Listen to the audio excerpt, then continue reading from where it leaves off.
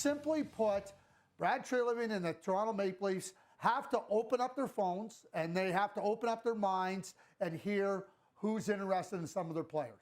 And whether that be Simon Benoit, whether that be Troy Stetcher, Scott Lawton, Nicolas Waugh, Bobby McMahon, whoever, just open up. You don't have to make a deal, but this team has a very thin prospect group. It has a very, very spare draft pick cupboard. Brad Treliving sent a shock through the National Hockey League this week, and the usual trade deadline noise went quiet, with no big targets and no bold promises. Only a sudden shift in direction that insiders noticed right away. And the signs point to something different happening behind closed doors. And what comes next could change how this season is remembered. The Toronto Maple Leafs have entered a different position than in recent seasons as the National Hockey League trade deadline approaches. And this shift has been acknowledged in reporting focused on the team's direction and management strategy. Instead of preparing to add roster help, league observers have noted growing signs that the organization may reduce assets, and this would mark a clear departure from the approach used in most recent years. Brad Treliving's role in this change has drawn attention, and reporting has highlighted that the general manager has not publicly committed to being a buyer. Articles covering the situation state that the Leafs are outside a playoff position and have lost ground in the standings, and the gap has increased pressure on management as the deadline nears, but no aggressive acquisition plans have been reported. One widely cited fact in recent coverage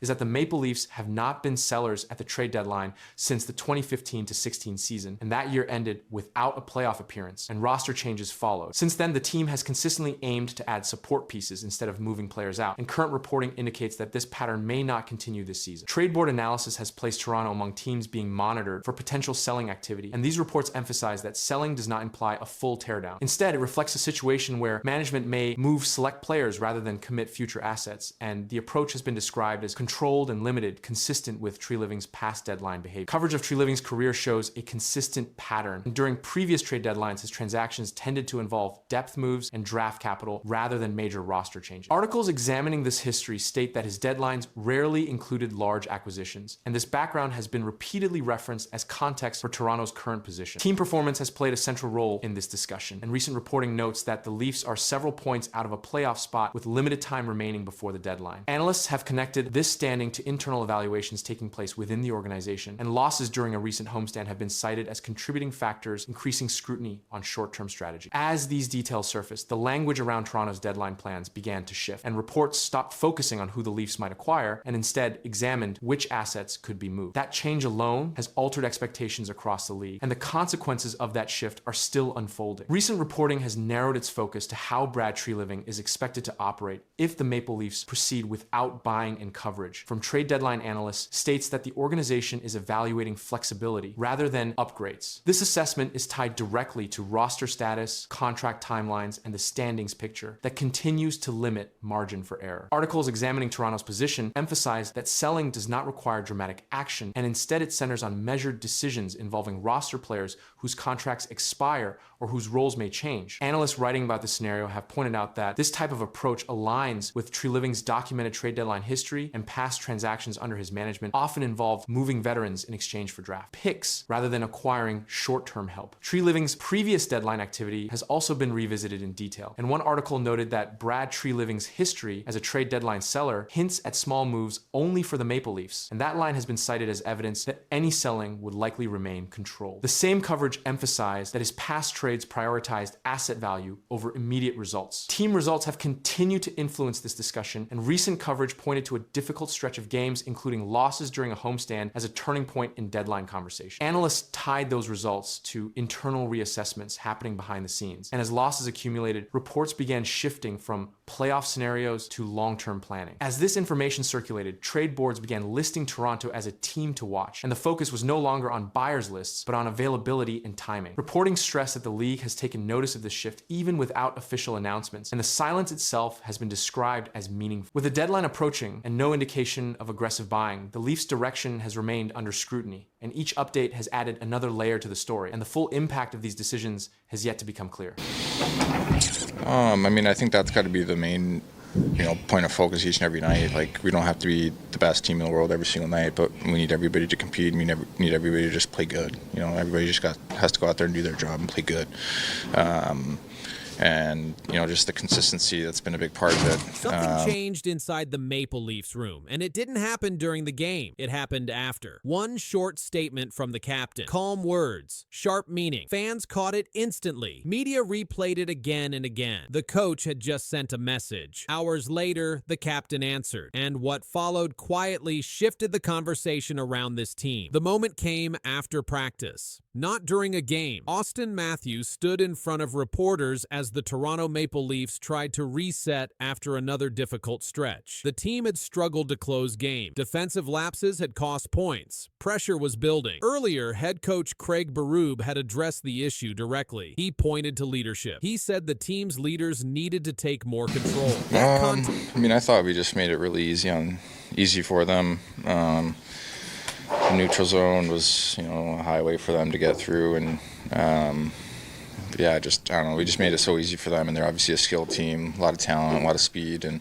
I don't think we put enough stress on them on both sides of the puck. That context mattered when Matthews spoke. Matthews did not raise his voice. He did not criticize teammates. He did not challenge the coaching staff. His words were measured. "We can all be better," Matthews said. He pointed to the last two games and called them frustrating. He added that responsibility would fall on the leaders and said he was fine with that. He stressed grinding, consistency, and sticking to what worked earlier in game. They came hours after Berube's blunt assessment following a loss, when the coach said the leaders had to take control more than they were. Berube's style has been direct since arriving in Toronto. He speaks plainly after losses. He places accountability where he believes it belongs. After recent results, that spotlight turned toward the leadership group. At the same time, Berube had been openly praising Matthews' on-ice play. Before a recent game, Berube said Matthews was driving play, creating chances, and playing with pace and determination. That praise was public. It was specific. It focused on effort and approach, not just scoring. This exchange happened during a stretch filled with major moments for Matthews. He had just returned from injury. Soon after, he broke the Maple Leafs' all-time goal-scoring record, passing Matt Sundin. He scored his 421st goal in fewer games than any player in franchise history. That achievement came during a loss, which kept the focus on team results rather than celebration. Inside that environment, Matthews' words took on extra meaning. The captain was not speaking as a player chasing milestones. He was speaking as the face of the team during a moment of scrutiny. His message echoed the coach's demand for urgency and detail. It reinforced accountability without pointing fingers. Fans noticed the timing.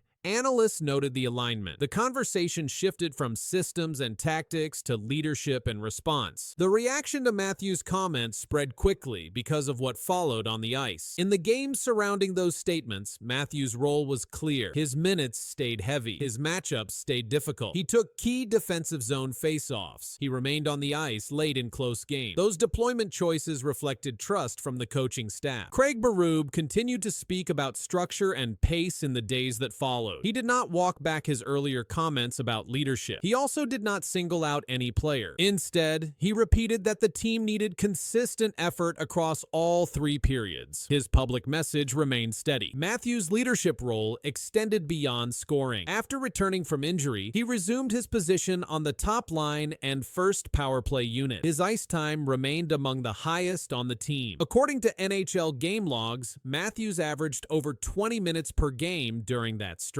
Those minutes included penalty kill shifts and defensive zone start, areas that often reflect coaching trust. In the days following those remarks, media coverage centered on the connection between the captain and the coach. Analysts replayed both Berube's earlier comments and Matthews' response. The sequence became the story. First, the coach challenged the leaders. Then, the captain answered publicly. Berube continued to praise Matthews' pace and effort in later interviews. Matthews continued to emphasize team play when asked about individual achievements. After breaking the franchise goal record, he redirected attention back to results and consistency. The exchange between coach and captain did not resolve the Maple Leafs' challenges overnight. Wins and losses continued, but the messaging inside the organization became clearer. Accountability was shared, responsibility was acknowledged, expectations were stated publicly, and as the season moved forward, that short statement after practice remained one of the clearest signals yet of how leadership inside the Maple Leafs room was responding to pressure.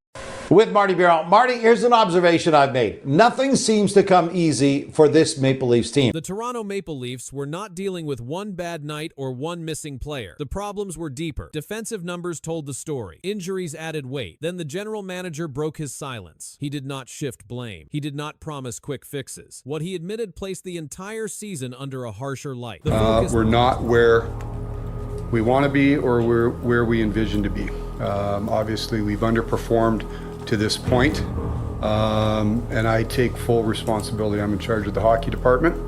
I've put the people in place on the ice, off the ice, so the responsibility lies with myself, and we start today and every day trying to get ourselves back up and going and improve where we are. The focus moved sharply to Brad Treliving after the Toronto Maple Leafs continued to struggle through the early portion of the season. During a media availability, the general manager addressed the team's performance directly. He stated, "We've underperformed to this point." That statement placed responsibility at the top of the organization, not on individual players or coaching staff, and it marked one of the clearest acknowledgments from the front office this season. Treliving expanded on that position by stating, "I'm in charge of the hockey department. I've put the people in place on the ice, off the ice, so the responsibility lies with myself." The comment removed ambiguity about where accountability rests. At the time of those remarks, the Maple Leafs held an 8-9-2 record. They ranked second last in the Eastern Conference. The team had also allowed the second most goals per game in the league. Brett Treliving, the general manager, had his media availability at about the quarter mark of the season, and things are not going well in Toronto right now when you look at the hockey club. And Noodles, one of the quotes that really stood out, there was a lot of great quotes that I want to talk about with you about Brad Treliving. One of them was, "There's too much vanilla with our hockey team right now." And when I think of Brad Treliving talking about we need a new DNA, and right now he's saying there's too much vanilla, I mean, this is a pretty significant message to the players. Attention then shifted to the team's identity. Treliving described the Maple Leafs on-ice product as too much vanilla. The description pointed to inconsistency and a lack of complete performances rather than isolated mistakes. He also stated that the issues were not limited to specific players. Put anybody in the uniform and playing the way we're playing, we're probably going to have the same result. The general manager also addressed speculation around immediate roster changes. Treliving stated, "You're not trading your way out of problems." That remark signaled resistance to quick external fixes. Instead, he emphasized that improvement must come from within the existing group. At the same time, he publicly reaffirmed his support for head coach Craig Berube, stating, "Craig didn't become a bad coach overnight," and adding that he had all the faith in the world in him. These statements surfaced as injuries continued to impact the roster. Veteran defenseman Chris Tanev suffered a groin injury described in reports as potentially long-term. Other players dealt with lower body issues, further limiting lineup stability. With performance concerns already present, the injury situation increased attention on roster depth and long-term planning, and that pressure remained fixed on the general manager as the situation continued to develop. The situation intensified as external pressure met internal limitations. Reports published in early January indicated that roster planning had become more complicated due to injuries, particularly on defense. According to coverage summarized by Hockey Patrol, the Maple Leafs were forced to reassess trade deadline planning because of player availability and health concerns. Chris Tanev's groin injury was identified as a key factor, with the absence expected to last a significant period, further reducing defensive depth. At the same time, the general manager maintained his stance against reactive decision-making. His statement, "You're not trading your way out of problems," continued to shape public interpretation of the organization's direction. The message was clear: immediate transactions would not replace internal corrections. This position stood even as external observers linked injuries and defensive struggles back to roster construction choices made before the season began. The pressure surrounding these comments increased because of timing. The Maple Leafs were not dealing with isolated losses. They were managing sustained inconsistency. According to the Hockey News, Treliving acknowledged the lack of complete games and noted that the team struggled to maintain structure over full 60-minute performances. These remarks aligned with his earlier description of the team's play as lacking edge and consistency. Despite the criticism, Treliving continued to place emphasis on unity within the organization. His support for head coach Craig Berube remained firm. Treliving rejected any suggestion that coaching instability was the source of the problem. Yeah, good resilience tonight and character coming back, kept coming back the whole game, you know. But we stuck with it, and I thought guys had good attitude and kept competing and doing good things, and you know, ended up scoring some goals, which we needed.